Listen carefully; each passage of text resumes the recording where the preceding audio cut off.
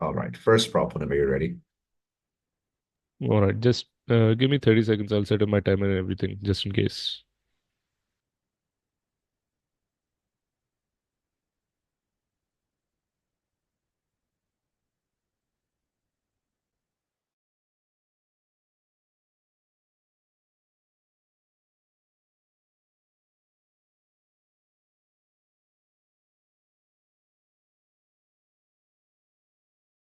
Right, am I audible? Yes, please clarify POI preferences and then you can start. I'd prefer my POIs verbally. Thank you. Okay, I'll be starting my speech in three, two, one. Panel, let's move on to some basic characterization on-site proposition before we even begin our positive case. Well, what do these organized religious structures even look like? They, they are centered around worship of one or more gods and are formal organizations like mosques, churches, temples, and so on.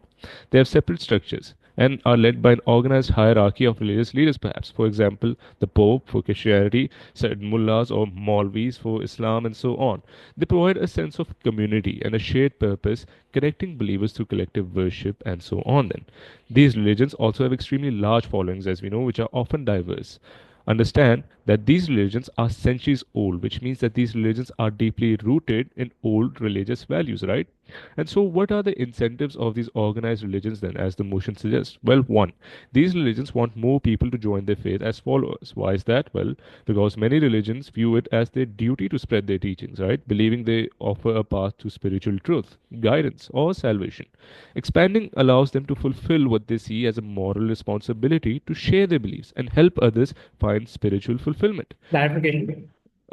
Second point, they want their current followers to remain steadfast in their beliefs so as to not leave their current faith. Thirdly, they also have to appear to be helping the common people so that people genuinely believe that religion is a force of good. And fourthly, to implement basic grounds of belief rather than going in extreme detail in the forefront because they want people to be able to follow it as well then. Fifthly and lastly, the leadership of the religions want to extend the longevity of the religion so that it does not die out and stay relevant in the modern time. Before I move on to my first line of argument, sure, I'll take that. Would you characterize prayer as something which Muslims should do on your side of the house? Could you repeat that? Would you characterize prayer as something that Muslims should do on your side of the house? And that's what I'll be getting into my positive case. There's things like prayer, fasting, pilgrimage, which are essential parts of religion as a whole, but there's also deep main characters, you could say main incentives or main beliefs of a certain religion, like as I mentioned, as I will mention in my positive case, Tawheed for Islam, perhaps Trinity for Christianity, which are far, far more essential in the status quo. I'll be getting to that in my positive case. Moving on to my first line of argument as to how this results in these religions losing followers. Panel, as we have already proved to you why it is in the greatest incentive of these religions to preserve and increase its following. Giving you a few more reasons for why they want it then. Well, firstly, the expansion. The expansion strengthens the faith's presence in society, giving it the collective resilience to sustain its practices, institutions, and cultural traditions across generations. Secondly, expansion provides resources to sustain religious institutions such as temples, churches, mosques, and schools, which play an essential role in community life and education. A growing base can contribute financially and participate in volunteer work that keeps these institutions active and impactful. We think it will be extremely detrimental if these religions end up losing followers because of these personal commitments. By imposing strict personal commitments on the masses, the religion risks losing followers because of several reasons. And well, firstly, some people are only interested in the foundational grounds of belief in a religion, as I mentioned previously in the PO as well. For example, believing in the existence of God rather than committing to certain requirements which are a part of religion. And secondly, many people don't have the capacity to Point, commit to a sir. lot of these requirements because of several factors. For example, maybe there may be a lot of workload or it clashes with their daily life as well. There might be the social life of a certain recipient that clashes with the requirements of a certain religion. There might also be physically limiting factors like disabilities and so, which ultimately limit these certain individuals to not perform these requirements. And so, when they are unable to fulfill personal commitments of a religion, they're likely to feel they're not made for this. And this could impact them in two ways. And A, they'd feel like Point, they're sir. on. they're on the wrong path, and no matter what they do, they can't confirm to the religion. Then what's the point of trying even then? That's what the individual thinks when this actually happens. And B, they start thinking that the religion is impractical due to it not being applicable to all humans equally. Thus, they lose faith in it. And thirdly, people would feel like the religion goes against their personal values, like a woman in Islam does not support polygamy due to their own personal values, right? And is likely to leave it when a husband justifies his act of infidelity throughout religion. And that is why we cannot, as side proposition, stand for this. What is the impact of this then, panel? Well, firstly, A, the religion loses followers, thus losing its source of donations and expenditure. It won't be able to fund its mosques and churches and so or other religious festivals. And B, the religion starts dying out due to it not being relevant to the people of modern society, as the personal commitments it enshrines upon them are traditional and outdated, as I proved before. So within a few decades, it would stop existing. How do we solve this problem on our side then? Well, in the absence of these personal commitments, two things: the barrier to entry to these religions is lower. This means more people will now want to join this religion and be able to do so. This is directly linked with the incentive of these religions, as this would allow them to still instill their Points. core values of compassion, kindness, belief in their deities, while being able to collect enough donations to those sermons as well. And secondly, the people who currently believe in these religions will have their beliefs strengthened and will support this religion even more firmly, because now they don't have to commit to such arduous requirements, and things like Islamophobia and so won't exist, as people would understand that the religion is accommodating its followers rather than oppressing them. And thirdly, the religion would not die out and continue to exist, because it would help people connect spiritually, as you need to understand, when you just give people a set of rules to follow that limit the religion to just the Point. rules rather than the beliefs, which doesn't happen on our side. I'll not take any more POs. Please sit down. Allows the people to have faith in the beliefs of the religion, thus prospering it further. On their side, when these personal commitments are imposed strictly on people, these people are very likely to slowly lose faith. This will eventually lead to them leaving this religion, joining another one, or simply not believing in the existence of God anymore, because it is the human psyche to get tired or bored of demanding tasks. Thus, we protect the very utmost incentives of the religions this way on our side as well. And so, moving on to my second line of argument as to how these personal commitments are used in a tokenistic manner to Point. manipulate the masses. We have previously proved to you the incentives of these organized religions, like helping people, and so, which is true as seen by the core values of religion, where you tell people to believe in God so they can be saved and salvaged, but also other incentives like maintaining control of religion over the subjects, gaining more followers, and so on. These personal commitments can sometimes be so tokenistic, for example, major emphasis on prayer, fasting, pilgrimage, and so on, that it manipulates the followers of the religion into thinking that these are the only things that ground how strong your faith is in that religion and how good your character is, Point, sorry. which we think is bad. Why is this bad? Firstly, large self doubt amongst the masses, thinking they're not good enough. For example, a sexual orientation of a person is something that's not controllable by them. So, limiting them to have a sexual relation with only one gender goes against their orientation, which leaves them conflicted, thus giving them an identity crisis and perpetuating a narrative that religion is not for everyone, when the core instance of a religion is that it's for all of the humanity. Secondly, selecting the wrong people to represent a religion. For example, this man prays a lot. He is so religious. He goes to Hajj. Therefore, he must be a good religious leader. That is a false narrative that happens. And thirdly, thrashing the actual purpose of religion. Basic beliefs like belief in God, Tawheed, sacrifice, Trinity vanish, and all that's left is tokenistic beliefs. We then also have Maulvis, priests, etc., using these personal commitments to inflict their own personal beliefs of like patriarchal beliefs. When we let these people interfere with the personal lives of people, they can influence the lives of the masses however they want. For example, a patriarchal Maulvi would manipulate texts of a religion scriptures to tell men that they're allowed to hit their wives, for example, even if the religion doesn't support it, but because the masses themselves don't know about the religion, they'll not be able to go against it. How do you solve this on our side? As mentioned before, we want to clarify that we think these organized religions have the basic incentive to help people and to maintain the religious authority over a large number of people. By maintaining our policy, people are manipulated into accepting falsehood or deceit. Rather, we celebrate a more collective environment in which no matter the person's race or orientation, they can believe in a religion freely and be a part of it. This also directly caters to the incentives of religion. So now, the more we won't be able to interfere in the lives of men with their wives, he'd not be able to inflict his own beliefs, because then focus would be only on one core beliefs, like praying together in congregation, communal benefits with charities, and so on. So proud to propose. I thank the speaker for their fine speech. To begin the case for opposition, I call on first up. Can I get like 15 seconds? Yeah, sure. Inaudible. Yes, please give POI preferences before you start. I'll be taking POIs in the chat. 1 second.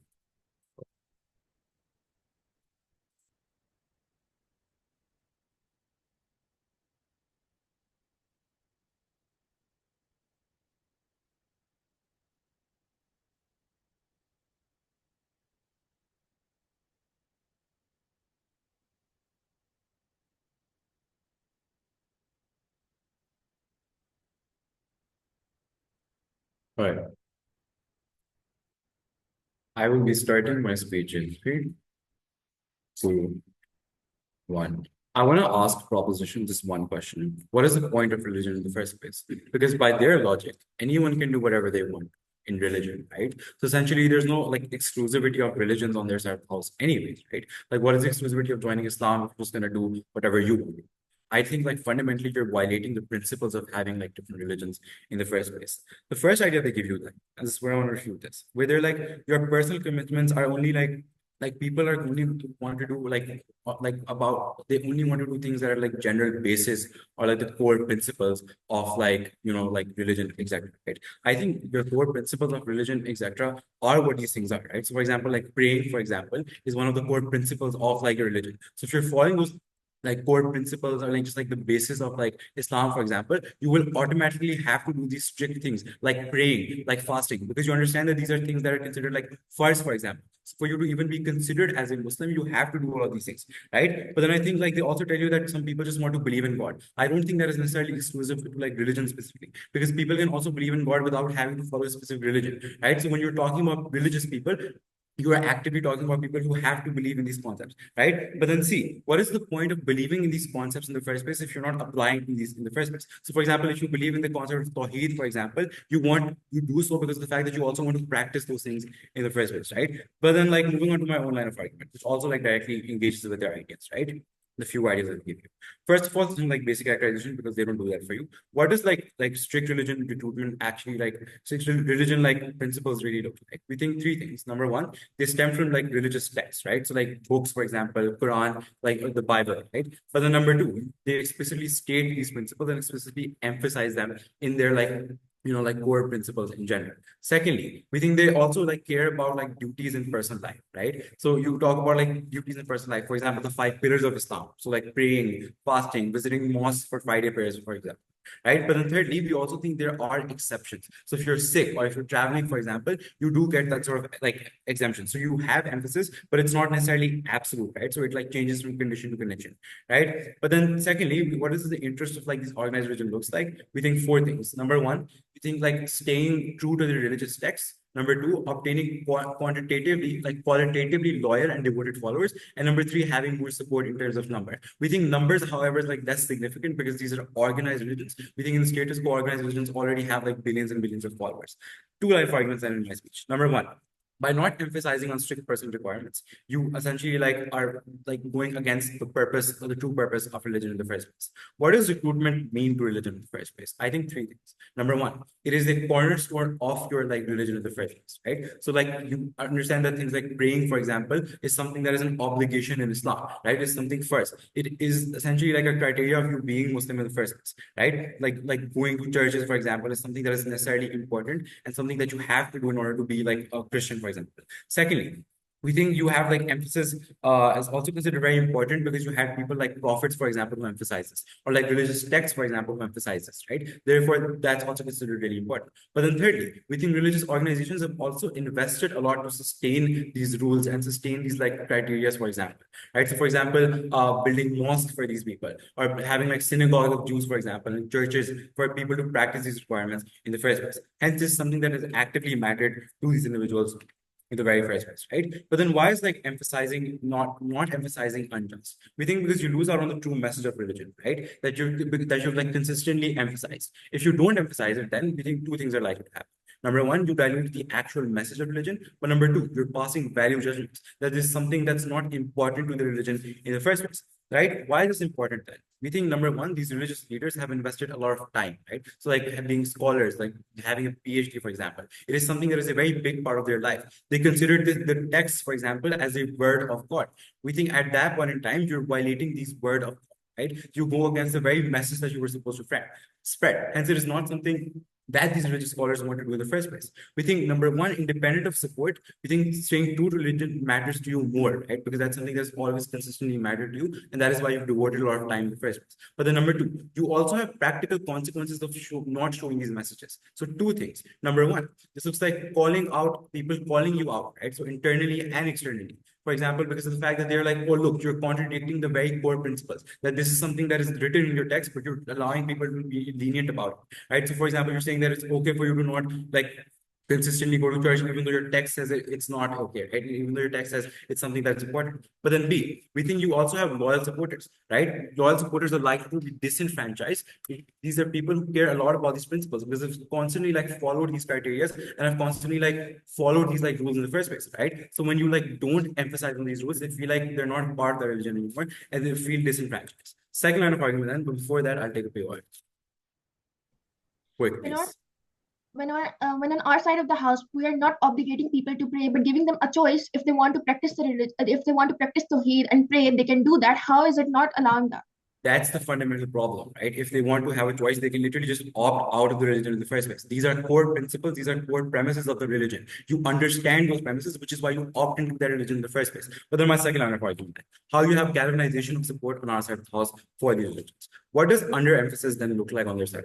I think number one, you don't even end up like mentioning like personal requirements. So for example, praying 5 times a day, right? Even if it comes at the like cost of you like like being at your work, even if you have to pray 5 times a day at your work, right? That's not something you're going to be talking about. But then secondly, even when you do talk about it, you talk about it as an option, right? That you can do this, you don't necessarily have to do this, but you can do this, right? The fundamental problem then is on three fronts. Number one, religion does not seem major anymore, right? Because people are not expecting to do those things, right? You have way too much leniency. When you're making a choice to decide the religion, we think it is a choice that is very important to you. It is a life-defining choice. Now, these religions do not seem that like significant to you anymore, right? Because of the fact that you're not making those sacrifices in the first place. It is something that becomes very secondary in your life. It does not feel very important to you in the first place, right? So then you're like, what's the point if it's not even making me do all of these things? What's the point of joining? It's not even making me work for all of this.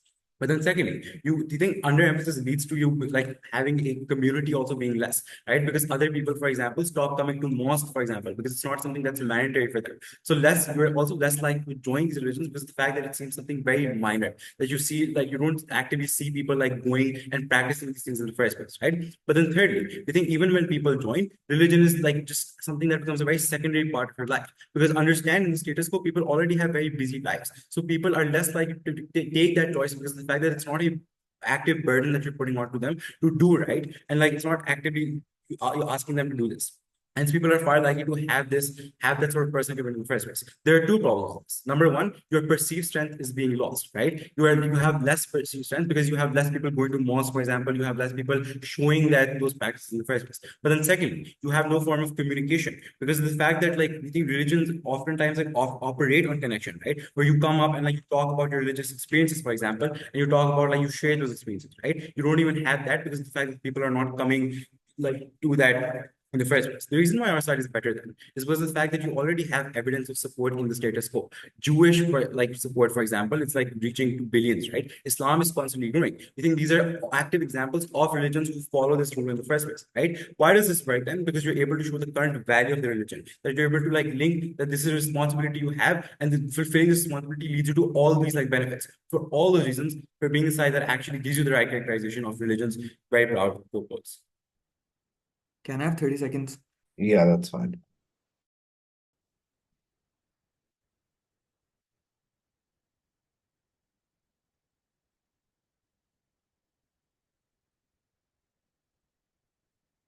I'll be starting my speech in three. Right. I'll be starting my speech in three, two, one.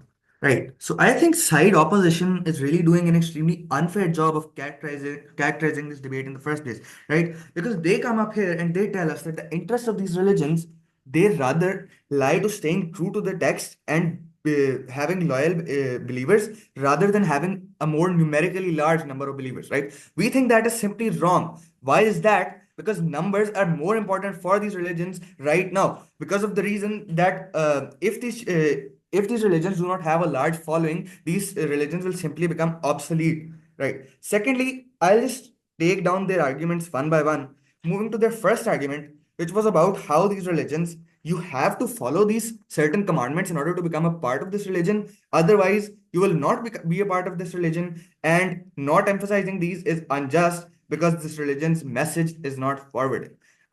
My first argument, proved in his previous arguments, why people are very likely to leave this religion in the first place, right? We gave you Answer. several reasons as to why it is very likely that these people will feel that they cannot fulfill their sense of duty, and instead of following this religion, they are very likely to rather leave this religion or go and change to another religion. When that happens, the very message that they are trying to forward will become obsolete, because now more people are not getting access to that message, and more people believe that they can simply not be a part of this religion because they can simply not be up to mark to these values in the first place, and they cannot fulfill these obligations that that the religion enforces upon them. Then moving on to their second argument about why these religions, they become secondary on our side, and why they suddenly become less important, right? Let me give you a simple example, right? Christians have altered the Bible so many times, right? And yet Christians are still numerically more and numerically have more loyal believers than Muslims. This is simply because Christians are far more lenient in their rulings rather than Muslims, right? And that is why they have a more loyal and a longer following than Muslims in the first place. But then they say Point, sir. the basic claim in their case is that the strict values in these religions are actually the basic values that you are required, right? Let me take down this claim. If I take down this claim, I think all of their case falls down, because that is what they hinge upon the most. Understand that these strict values, they are in place. The reason they are implemented in the first place is to enforce the basic core values of a religion. The reason for praying 5 times a day is to enforce the belief that God is only one, and God is the only one we ask help from. Understand that when these people, if they do not follow these values, Why? core beliefs in the first place, then it literally does not matter if they follow if they follow these core beliefs in the first place, right? Why is that? Because when these people, they now view these obligations as mechanical acts rather than actually focusing on why these acts are in place in the first place, right? I think that it does not matter if they, for example, pray 5 times a day, or if they fast. Before that, sure, I'll take your POI. If you have religious people who only prioritize things like Tawheed and don't want to do work for the religion, what benefit can these people actually bring to organized religion at large? We think that these people will benefit organized religion at large, because now organized religion will actually have more people who believe in the core values of this religion, and these people, they will now they will work toward, they will now actually want to do these strict beliefs in the first place, right? Because they now believe that they can actually do this. Then I will move on to my third line of argument about how this leads to these religions not being able to fulfill how this leads to the core values of these how this leads to the core values of these religions not being forwarded. Right. Understand, as I have proved before, that the strict commitments that are already imposed on these people, they are in order to foster some form of moral or spiritual growth that these religions consider central to them, right? That they consider extremely important. However, in the modern world, people view these as rigid obligations. Why is that? I'll give you several reasons. First of all, in the modern world, there are a lot of changing cultural and societal norms. Right now, societies are a lot more secular and societies are a lot more liberal, right? Which means that these societies, they believe that these traditional values of these religions are becoming obsolete, which is why these people will actually not Point, focus sir. on the core values. Secondly, a lot of religious leadership of these religions has actually focused the shift of these religions from spiritual belief to rituals, right? This could look like Maulvis focusing more on simply just wearing a hijab rather than explaining why it is important. Thirdly, it could look like a lack of religious education for these people. These people actually don't know what their religion stands for in the first place. Thirdly, it could also look like media influence on these people, right? In the modern world, people have a lot of different views and people are exposed to a lot of different values. When this happens, these people will actually now believe that their religion is extremely rigid. Now, um, what does this lead to, right? Firstly, understand that this will lead to whatever Point, sir. moral value this commitment was intended to implement. It will not be implemented, right? Three things for what will happen. Before that, I'll take your POI. If people believe religions like Islam to be obsolete, then why do billions still follow it? We think that it is very likely that these people will not believe Islam is obsolete. They will rather lose faith slowly in this religion, and they will actually not connect with this religion as much. Right. Moving on, what will happen when these people actually now follow what will happen when these people actually follow these commitments rather than understanding the moral value that they were intended to implement? Three things. Firstly, these people will now rather focus more on the task. This could look like people focusing their fasting in Ramadan, centering it around a lavish iftari, right? This could look like them simply following the literal task. Secondly, it could look like people. It could look like people who can actually not meet every physical requirement physically. They will now start to feel excluded, right? These people will now actually start to be frustrated because even if these religions actually tell you that you do not have an obligation to follow them, they will still see other people following these, and these people will actually now feel less because they think they are not contributing as much to their religion. Thirdly, it could look like double standards being implemented into society.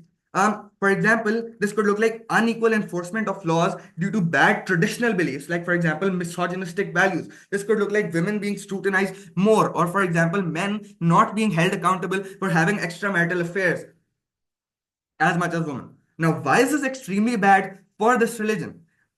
Four things.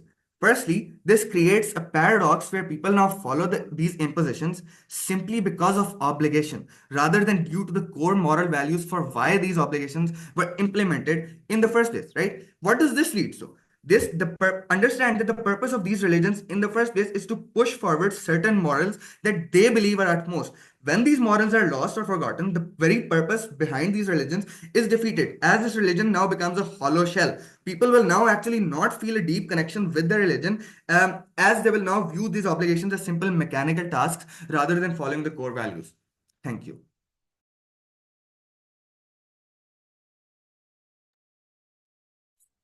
Yeah, PR in chat. Okay.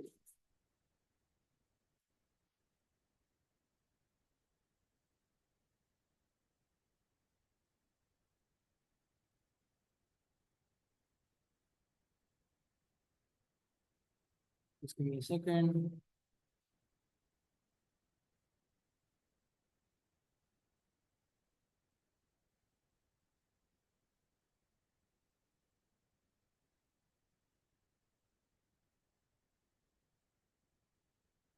Permission of panel.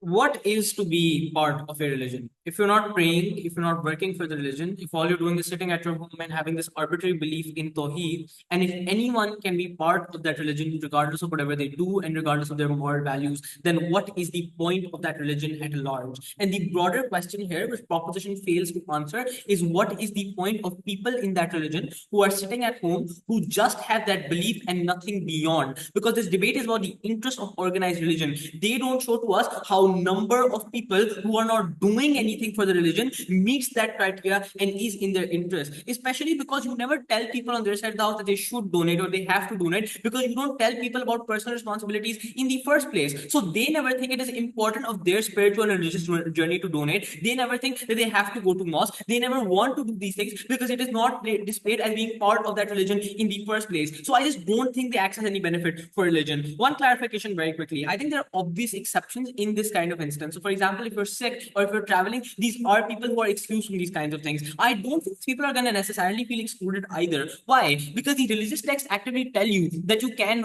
opt out of these things, and other people in the religion also reinforce that. So if you're sick, they are likely to give you that kind of time off. They're likely to be supportive as a community. So I don't think that people fundamentally feel left out. I think this is an assertion at best. I will talk about two things in this speech. First, on whether you're protecting the pure religious messaging on our side, and second, where we're able to access more quality and quantity of support. Firstly, on pure religious messaging, they say that Muslims can only follow Tawheed, and this is a justified form to follow the religion. Okay, what is Tawheed? Tawheed is the belief in the supremacy of God and listening to everything that God says. So if you read the Quran and if you really believe in the supremacy of God, then you would also follow the principles or the responsibilities that God tells you to follow. So I think logically Tawheed and these religious responsibilities are fundamentally interlinked. So Tawheed as a concept also links to the fact that these are things that you have to do. So they're conceding to that. But second of all, Tawheed doesn't come out of thin air. It's not that that you wake up one day and you're like, yes, today I believe in the oneness of God. No, Tawheed comes through the community of religion. Tawheed comes through you going to Jummah prayer, listening to the khutbah, realizing the things that God has done. So Tawheed comes through you being part of that religion, part of that community, part of festivals like Eid, where you really recognize these signs of God. Because the sign, your relationship with God is not just some dude in the sky. Your relationship with God is what He's able to do for you in the real world. In the real world, for example, when you're able to have the happiness of Eid. In the real world, for example, when you're praying, you feel some form of divine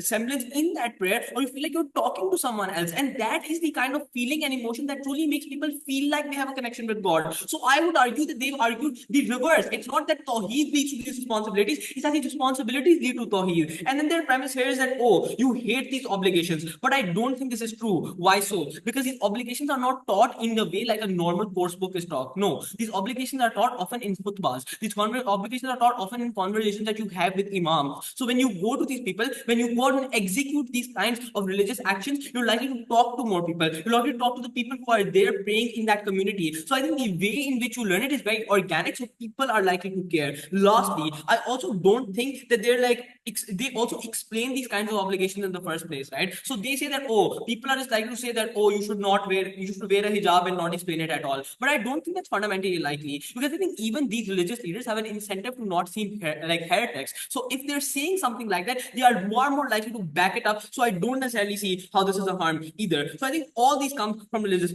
principles. The second thing, they say that people are manipulated and gay people are not allowed in the movement religion, which means that you have identity crisis. I think a lot of problems here. First of all, why are identity crisis even important? What harm do they lead to religion? I don't necessarily see this. But second of all, I don't know how you're manipulating people. You're literally saying the words of the Quran and Bible and saying how they're significant. And this leads me on to our argument here as well, where we say that the Bible and Quran and other similar things say that you have certain responsibilities in the religion, that you do have to go to church, that you do have to pray. We think Christianity is often not lenient with these either. So their premise that Christianity is very lenient is not true. Christianity is very strictly against premarital sex, and that is something that they've maintained for hundreds of years. And we think at the point at which you say that this is a choice and it's something that you do not have to do, and you need to de-emphasize it, which is you to talk about it less. So you don't talk about prayer as much as you talk about Tawheed or your connection with God. That's something that violates something that your past religious prophets or past religious texts have chosen to emphasize on in the first place. Because in the past, it was these very prophets who chose to emphasize on the fact that religion is something where you have personal responsibilities. Why is this fundamentally important? I think a lot of different things. Number one, your support is premised on a message being a kind of one message you want to disseminate in the first place. As far as the message is against God, when you talk about religious leaders, they're the very same leaders that believe in God in the first place. If you're going against the direct words of the God or whatever you believe the words of the God to be true,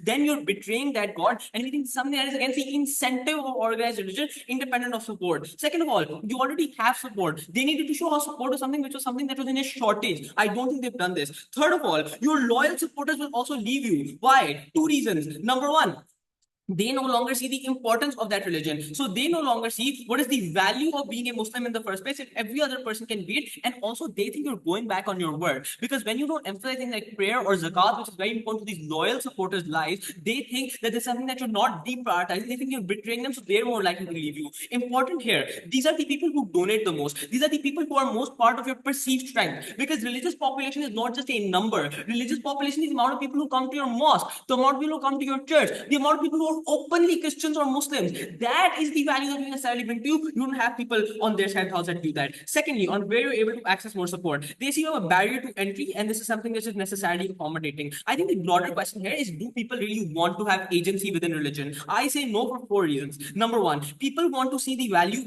People want to see the value of something being a choice in the first place. So if you opt into religion, they want to see the value of that choice. If anyone can do it, people necessarily then do not see the value of opting into religion in the first place. Second of all, people also want to see God as all powerful. People want to have this perception that God is there to protect them and God is there to guide them. If you have an all powerful being who's telling you that you have options and you have choices, you're not going to see that being as all powerful anymore. So you actually want to have your agency be restricted. Third of all, often the reason why people join religion is because they feel like they don't have a purpose in their life, that they're very lazy and they need something to give them discipline. They need something to give them a push. If you don't have that in religion anymore, when religion is telling you that everything is a choice, nothing is a responsibility, people also don't really get that element of the religion. Lastly, even if I lose out on some LGBTQ people, I do not know why these are significant and I do not know how they contribute to the religion becoming obsolete. I'll take a POI.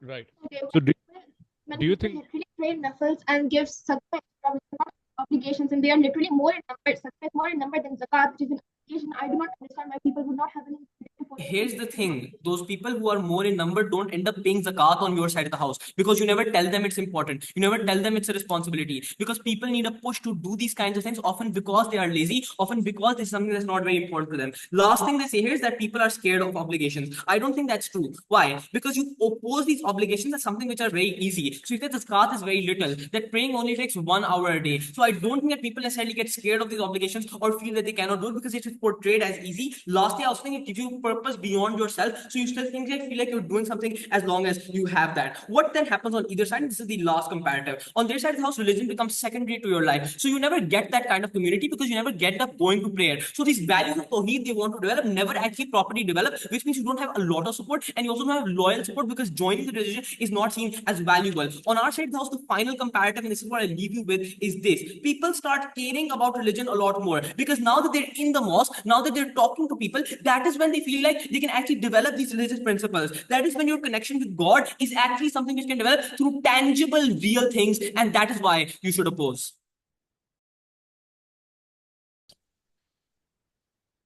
I would take POIs in chat. Okay, just a second.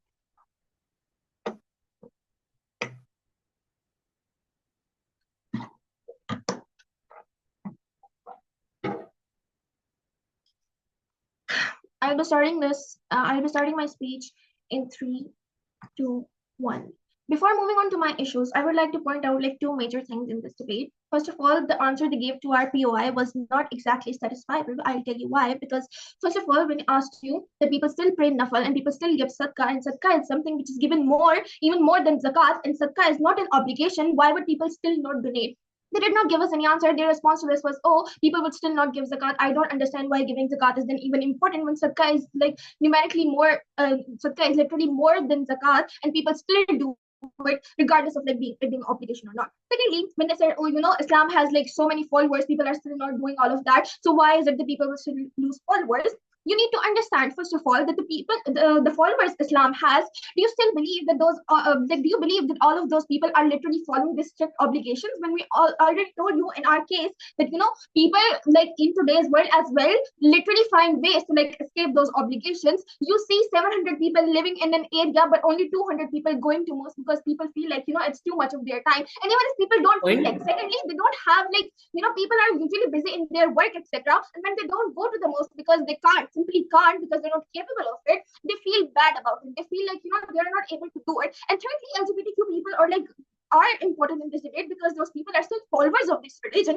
Those people are like still like, we do have like gay Muslims and all of that. At that point when they don't feel accepted in the religion, they are going to like have an identity crisis. We did tell you an impact of this. Those people would feel like that the religion is not for everyone. However, the simple message that every other religion in this world gives to you is that religion is for humanity. It is to save humanity. At that point, I believe the religion is like, getting its message is going entrenched. But yes, I'll take the POI. People pay sadaqah because through zakat, religion develops values of personal responsibility to the broader community. How do you develop these values on your side of the house? I don't think people pay sadaqah because we are developing values through zakat. People pay sadaqah because they feel like if they would contribute towards like, helping people, because that's like the core value of like helping other people of religion, they would get helped in return. The reason people give sadaqah over their children, etc., is because they believe God is going to protect them. And I will deal with it later in my issues. Moving on to my issues, the first issue about, followers, where are like the followers more and how they're like, second issue about meaningfulness, and third issue about like vulnerable people. Moving on to my first issue, they said to us that people want to like religion has to like stay true to the text, etc. Otherwise, people are going to literally call out to that. We gave you example that in Christianity there are literally so many altered versions of Bible. Still, Christianity has like so many Christians as following them. People are not caring about that. People still believe, oh, Jesus is gonna come and save us all. They do not call out the religion for that, and they still believe in that religion. At that point, I don't think this is true. We did not say that Christianity in itself is like not telling people to not have premeditated affairs. However, we did tell you that the reason Christianity has like more followers than Islam is because Christianity is like not taken as something like Christians are not like being as with their things, etc. In fact, more Christians are like more liberal. They are not following all of those strict obligations. At that point, Christianity is being lenient with them, and they are able to do that by like altering Bible and all of that, and nobody cares about that. Second response to this is like there is literally an ayat in Quran which says that alcohol is not haram, but that ayat was then voted invalid by Islamic scholars by saying, oh, it is not relevant to today's age. It was relevant back then. I believe with Islamic scholars, because there exists consensus, there exists ijma and qiyas, Islamic scholars can still tell people, this is not something that's relevant to this today's age and all of that. So you don't have to follow it.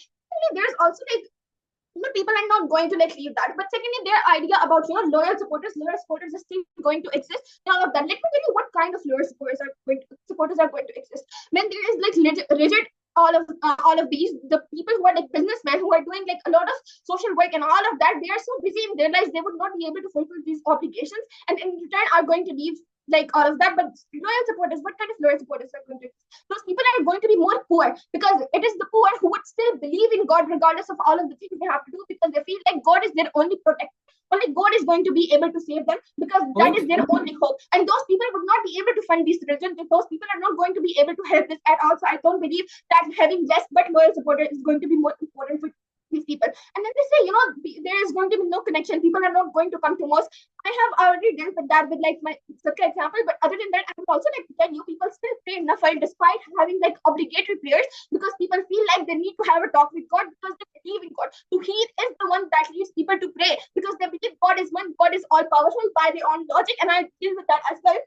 Because when they say God is all powerful, at that point, God is all merciful as well. They need to like, the fact that that sort of belief exists in our side of the house means that people would know that even if they are not obligated, like praying 5 times a day, they would still have God who is able to forgive them, who is still powerful enough and able to, cater to them. And at that point, when they have difficulties in their life, they would still want hope, they would still want to believe in God, and they would still go and talk to God. And it is not going to be obligatory, and people are still going to follow it. Second response to this is, me not being a hijabi shouldn't be threatening God in itself, because by their logic, people are these acts of obligations are what made you believe in God. But like, I don't understand why me not wearing a hijab is something that's going to threaten his position. I believe this point of God being all powerful is like not applicable in their world as well.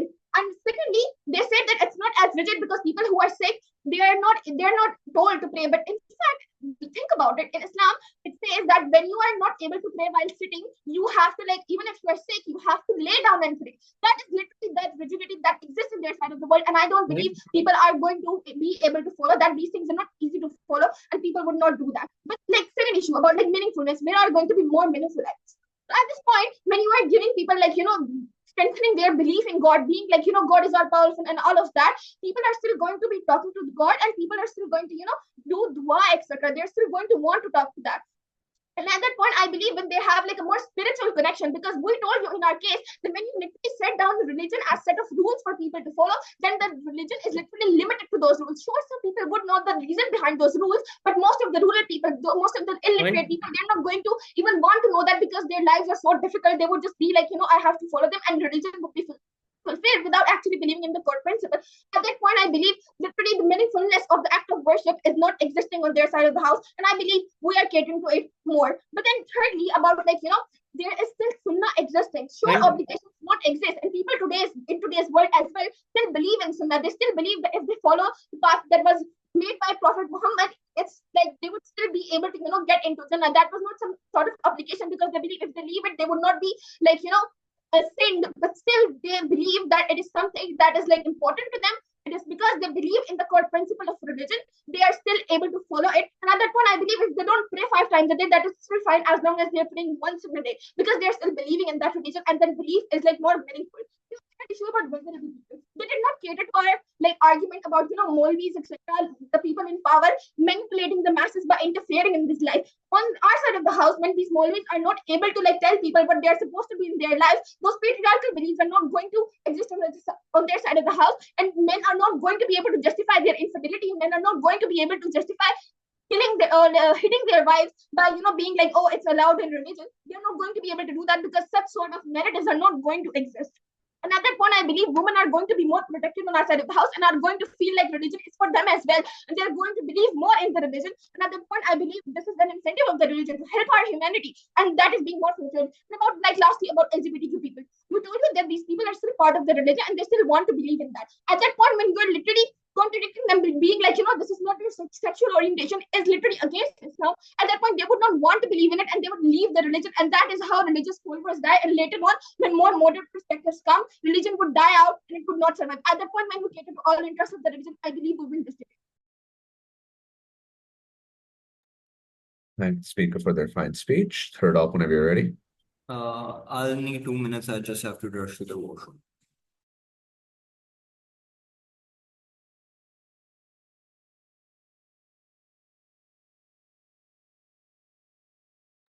POI preference देना शुरू करने से पहले.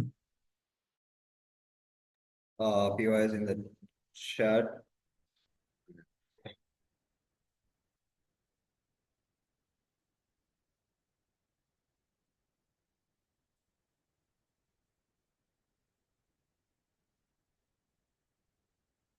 Panel proposition lays out religion as the most evil thing ever in the very first place. If religion is so evil, I don't know why you have to call it. Because according to them, religion tells you that it is a duty for a man to beat his wife. I don't think that's true. I think religion explicitly tells you to respect your wife and not beat them and be kind to them.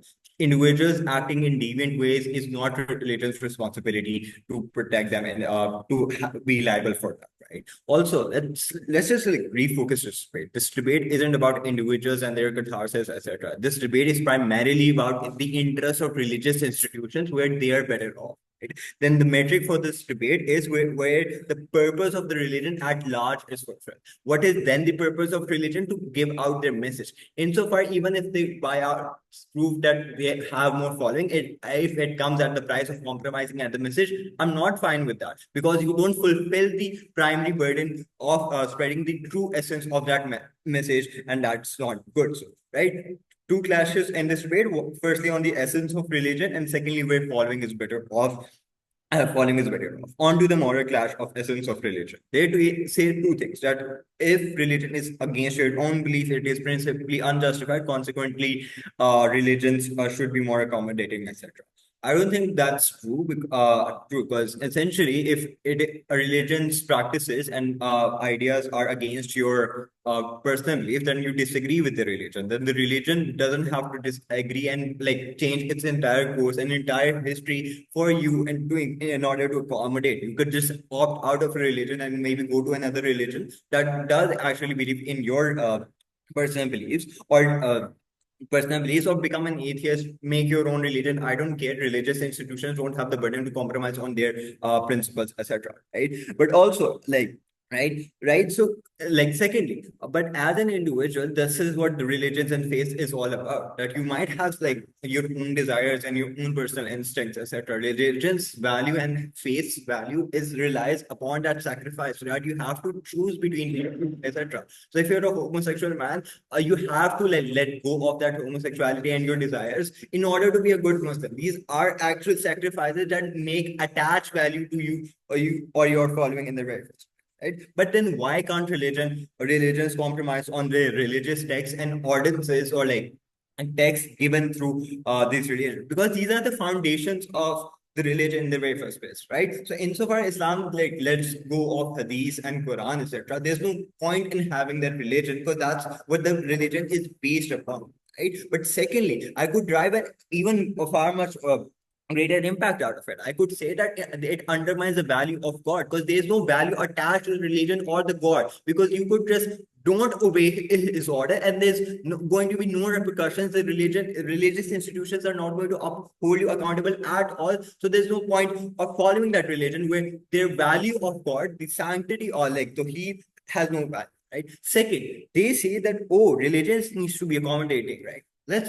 I don't think the purpose of the religion is to act as a social club where people gather around, etc. I think its main purpose is to give you some sort of moral compass. So religions go out and tell you that, hey, this is what we think is the right way to live life. If you want to live a good, pious life, these are certain principles and duties that you have to fulfill and prerequisites that you have to fulfill in order to live a good life.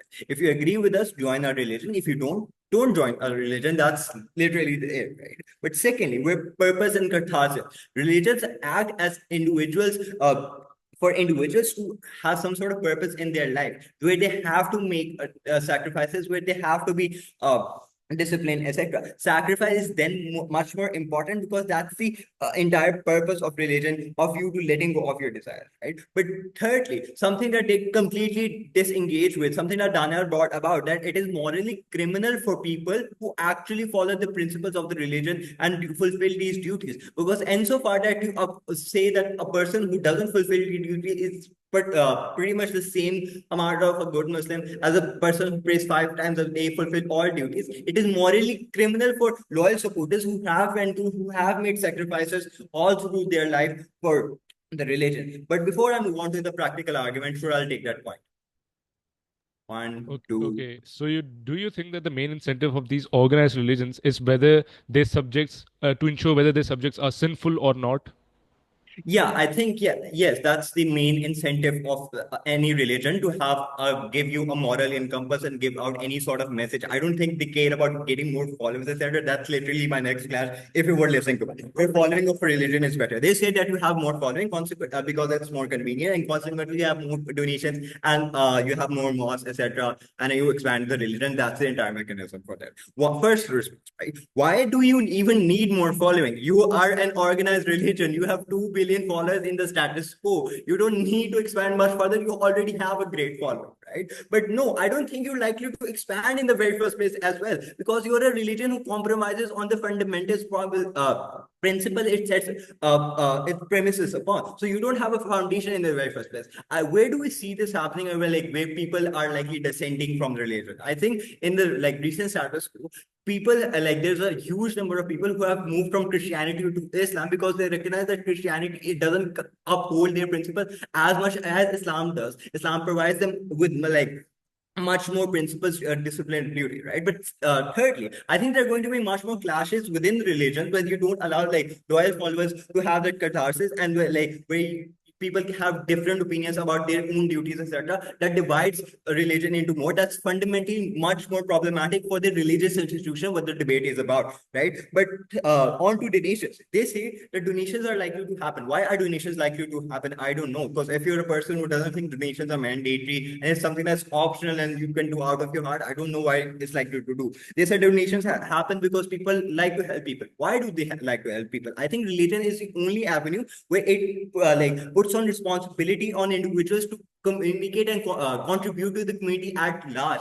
At that point of time, you have much more donations, because religions tell you that it is important for you to give donations, right? But even if I buy the idea that you have much more money on their side of the house and that you have much more mosque, what's the point of having much more mosque if you're not going to even give out and read out Quran over there, and you're just going to read out whatever you want, and you're not even going to follow the actual message in the very first place, right? But also, where are people likely to join in the very first place? I think you're likely to join a religion when it provides actual moral compasses for you. Two random things they say that and they say are important because religions are problematic. They say religions are obsolete and they're old age. I don't think that's true. I think religions actually are accommodating. They have Ishtama and Qiyas, which does cater into new problems and etc. Right? They also have more discussions, etc. And there are more catering to circumstantial. So when there was a ban in France on hijabs, etc., the Islamic Council of France actually said that it's fine for you to not wear the entire niqab. You can just wear a button. That's completely fine. You fulfill your duties, etc. Right? On to the idea of alienation. They say that people are going to feel bad because they don't have this circumstance. They don't have the resources to contribute to that level. I don't think the religion is going to penalize you because religions are circumstantial, but also glorification of individuals. Rich people doesn't happen on our side of the house. Why is that so? Because it is a duty, not something that people do out of good out of the heart. So people are going to see it as a duty in the very first place, right? But on our worst case, that you have a couple of millions of people following. I think that's still true because you follow the essence. You actually promote the actual message for the religion. For all those reasons, give this debate to opposition. Thank you. Now to wrap up debate for op, let's have op reply.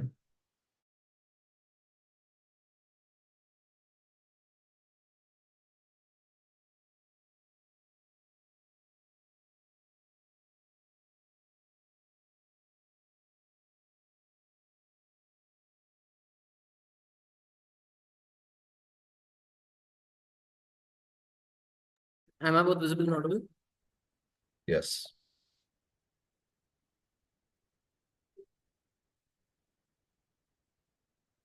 Proposition in this debate only argues on numbers on a piece of paper that help your religion. But we tell you these numbers of people who follow your religion have no value as long as they do nothing for the religion. Their only response to this is to say that people pay sadaqah. But why do people pay sadaqah? It's because religion has carefully inscribed certain values of personal responsibility to the community that comes through paying zakat in the first place, that comes through prayer, because you recognize that you have a responsibility to something beyond yourself. The problem here is that they needed to prove how these values actually develop on your their side of the house when you're in your home just thinking about Tawheed. I think that's something that they don't do. But let's refocus the debate onto what actually important. We think this debate about the interest of organized religion. I think there's three agreed upon interests. Firstly, on their pure message. Secondly, on the quality of support. And lastly, on the quantity of support. If I can prove that we win all three of these, there's a very clear opposition win. Firstly, on the pure message, we prove three things in this clash. Number one, we say that the belief in religion stems from real things. So it's not just an arbitrary belief that people have in their head. You need to have obligations to have and understand those beliefs, talk to people, pray, hear khutbahs, etc. Second, we tell you that religious texts and prophets have prioritized these obligations in the past, i.e., this is something that is a very important and central part of religion in terms of these texts, in terms of people in the past. Third, we say when you present these as a choice, you dilute that OG message that religion truly wanted to deliver, that message that was in these books. Regardless of whether the Bible has been changed, it is still seen as the word of God, and that's the point we try to make here. Not necessarily that God is real, God is fake, whatever that may be true. That's not what this point is. Why is this crash crucial then? Two reasons. Number one, you have support already. Side of proposition need to prove to us the need necessary to gain more support. Second, we say that support is actively premised on this being a message that you want people to obtain and learn from. As far as in the interest of religious organizations is developing the message that they think that God gave, regardless of whether that message is good or bad, because religious leaders believe in that message, I think that's something that we protect. Secondly, on the quality of support, I want to note a few things here. Firstly, if this last clash on the pure message is proven, this means that people feel disenfranchised and betrayed because they feel like the pure message of prayer or zakat is something that's being lost, so they are less likely to support you and leave you. Second, they also feel there is anything special and exclusive about being part of that religion in the first place, because now they think that everyone can be part of that religion. It doesn't take anything to be a Muslim. I don't think that people are likely to opt in that ideology either. Lastly, I'm going to flip their argument on rich people. I think that people who are, for example, sheikhs are far more likely to be Muslim, and the reason why they're far more likely to be opt to be part of a religion is because of the fact that they often feel empty. Because when you have a lot of wealth, you eventually run out of things you can do in the material world, so you turn look to other things to find you purpose. So I still think that they can find purpose inside of their religion, and this especially exists because of personal responsibilities, because they feel like they're actually doing something in that religion. So that's the first clash on supporters who leave you. The second part of this clash is on people who generally learn responsibility. I think the problem is, firstly, you never teach responsibility to people. Secondly, you're never in a community, so you don't go to mosques, you don't go to Eid, etc. So the beliefs you have are likely something that's going to weaken because you're not an active part of that religion, because you're not engaging in personal responsibilities like going to Friday prayer. So I think at that point in time, the amount you're dedicated to religion also fundamentally decreases. Thirdly, I think if it is something that this is choice, you don't view it as something which is central as your relationship with God. So you don't think that your relationship with God is hung on these personal responsibilities because it's just a random choice. This means that it is not central, nor is it responsible.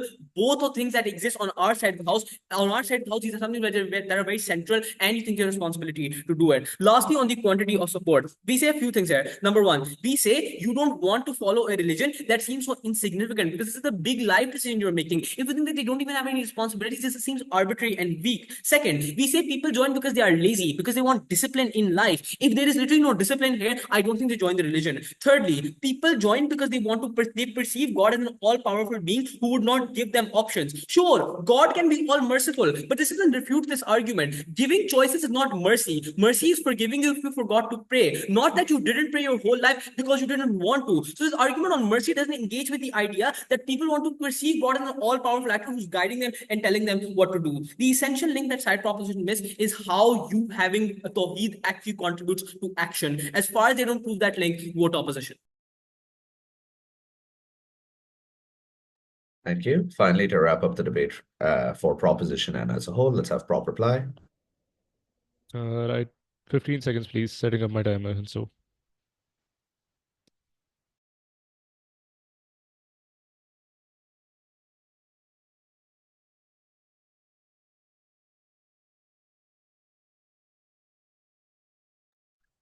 Am I audible? Yes. Okay. Okay. I'll be starting my speech in three, two, one. Panel, before I move on to my positive case again and bring it back and bring back some major characterizations that they miss, I'll take on some of their major claims of their whole debate and rebut them as a whole. So, firstly, they talked about the exclusivity of religion, how their personal commitments and prayer, etc., are very important. Firstly, we want to clarify that we don't think prayer or pillars are unimportant. We think that they are important, but they are not as important as actually believing in a God or his disciples, as they also mentioned in the speech about Tawheed, Trinity, and so on. I can't pray to a God I'm not aware of, right? And therefore, I will. This directly relates to the organized religions incentives, which I will clearly define in my in later on in my reply speech. The first line of argument as to was how you go against the religion's main purpose. Well, firstly, no, the main point of a religion is believing in a God and helping people. And we correct that is the whole point of religion. And it's this debate is not even about that sort of religion, about the whole purpose of religion. It's about the organized religion, and we characterize organized religions as having leaders like the Pope or the mullahs, which, by the way, they didn't challenge at all. So I'm still running on that characterization in my debate. So what are the incentives of these people then? Simple. It's to maintain command over the religion. These popes, these mullahs, they have that major incentive is to maintain that command, right? They don't care whether their followers are sinful or not, as they mentioned in their POI, which I don't think it's true. They don't care that. Yes, they want to push all the aspects of religion on these certain people, but at the end of the day, as long as people still identify as a Muslim or a Christian, their incentive is fulfilled. So I don't understand how they are getting the exclusive benefit on their side, even though we are the side that actually caters to that benefit. And secondly, the only thing that then stood in the debate was about the underemphasis on religion and how that would ultimately lead to people leaving religion. That's what I was assuming.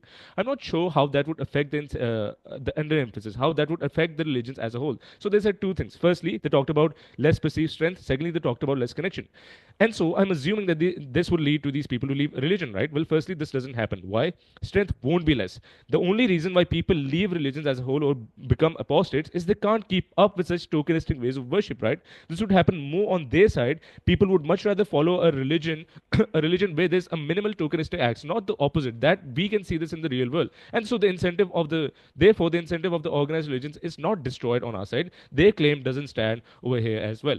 I characterized, I again, let me clarify. We characterize organized religions as having major leaders or these mullahs or popes, and therefore we characterize their incentives. This debate isn't about what to follow or not in religion, whether prayer is important or not. It's about the incentive of organized religion as we characterize. Their case doesn't stand because it's all about why people want to pray or fast or do certain acts, not other things. Your own personal commitments are when manipulated. You don't let and other things which were not mentioned in my third speaker speech is that the following things like your own personal commitments are when manipulated. You don't let women or people who sin go to mosque, etc. So you say women can't go out alone. Some other rebuttals or sinners are just bad people comparatively. We then have more people going to mosque when such commitments don't exist, right? And about the LGBTQ talk, it's very important because they're also increasing. These people are increasing and are equal to every other human, right? Religions stand for equality and saving all humanity. So when sorry. So when you're putting these people down, you're again going against your interest of portraying humans as equal. And we said, as a whole, Maulvis manipulate the text and impose their beliefs, as my speaker said. And when this happens, the true essence of religion, which they don't tell us, is even important. It's still restricted and not imposed upon people. So this is symmetrical, and it is actually worse on their side when religion goes against saving people. And so when religion would just cease to exist or get less followers later on, or people are not following the obligations because they want the easy way out, the essence of religion would die out with the religion. So I proved to you, I brought about major characterization back as to how they could disprove it. I brought back my speaker's case as a whole, and therefore we think on these certain issues we clearly take this debate both side proposition.